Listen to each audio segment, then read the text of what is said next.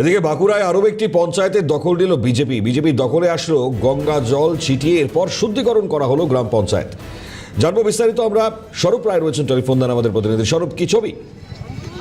দেখো মনিভাই, যেটা দেখতে পাওয়া যাচ্ছে যে চলতি মাসের গোড়ার দিকে কিন্তু বাঁকুড়ার যে বিষ্ণুপুরের বাকালো গ্রাম পঞ্চায়েত রয়েছে, সেই গ্রাম পঞ্চায়েত কিন্তু তৃণমূলের যিনি পঞ্চায়েত প্রধান ছিলেন তিনি কিন্তু সেখান থেকে পদত্যাগ করেন। কারণ হচ্ছে তার বিরুদ্ধে একাধিক যে চুরির অভিযোগ এবং সেখানে কিন্তু বিভিন্ন যে গাছের চুরির একটা অভিযোগ এসেছিল এবং তারপরে রাজ্যের পালাবদলের পরেই কিন্তু তিনি সেখান থেকে তিনি তার ইস্তফাপত্র দেন এবং তারপরে সেই পঞ্চায়েত দেখতে পাওয়া গেল বিজেপির দখলে। কারণ বিজেপির দখলে এলেও তারা কিন্তু কার্যত গঙ্গা জল ছিটিয়ে পঞ্চায়েত কিন্তু শুদ্ধিকরণ করে কিন্তু পঞ্চায়েতে প্রবেশ করে। তাদের দাবি যে এই আগের পঞ্চায়েত প্রধান তিনি কিন্তু একাধিক দুর্নীতির সঙ্গে যুক্ত ছিলেন এবং তাই এই পঞ্চায়েতকে তারা গঙ্গা জল ছিটিয়ে শুদ্ধিকরণ করে কিন্তু তারা পঞ্চায়েতে ভিতরে পঞ্চায়েত প্রধান প্রবেশ করলেন এবং তারা চাইছে যে নতুন করে মানুষের যে সার্বিক উন্নয়ন তার কিন্তু সমস্ত কিছু পরিকাঠামো দেওয়ার জন্য তারা কিন্তু বদ্ধপরিকর।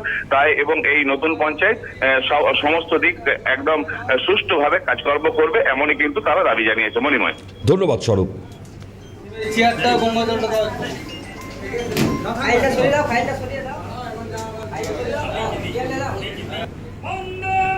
যে ছবি দেখাচ্ছি আপনাদেরকে, আইপি সঙ্গে নতুন পঞ্চায়েত প্রধান, তার বক্তব্য পাওয়া যাচ্ছে। অন্যান্য দিক থেকে বিজেপির কি প্রতিক্রিয়া শুরু? আমি বাঁকাদো পঞ্চায়েতে প্রধান হিসেবে নির্বাচিত হলাম। মানুষের সেবায় আমি নিজেকে নিয়োজিত করতে চাই।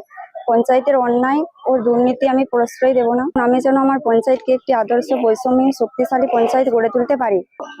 তৃণমূলের বোর্ড ছিল, পঞ্চায়েত তৃণমূলের প্রধান ছিলেন না, তখন কোনো কাজ হয়নি, বিভিন্ন দুর্নীতির সাথে প্রধান যুক্ত ছিলেন।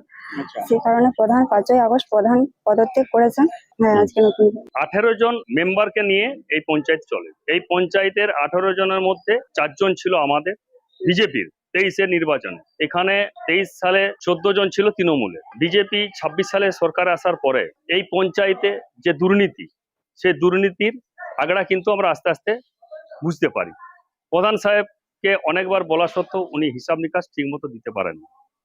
এই পরিপ্রেক্ষিতে প্রধানের উপরে যখন প্রেসার হয়, যে গাছ পঞ্চায়েতের কাটেই হয়েছিল সে গাছের কিন্তু হিসাব দিতে পারেননি উনি। 25 তারিখে আমরা 1/3 মেম্বার নিয়ে এই বাঁকাদো পঞ্চায়েত দখল করি। আমাদের 4 জন ছিল, ওনাদের 2 জন সমর্থন করেছে, বাকিরা কেউ আসেন। এই পঞ্চায়েতে যে দুর্নীতি মুক্ত পঞ্চায়েত গড়বো, সেই জন্য আমরা গঙ্গা জল ছিটিয়ে আমাদের প্রধানকে ওই প্রধানের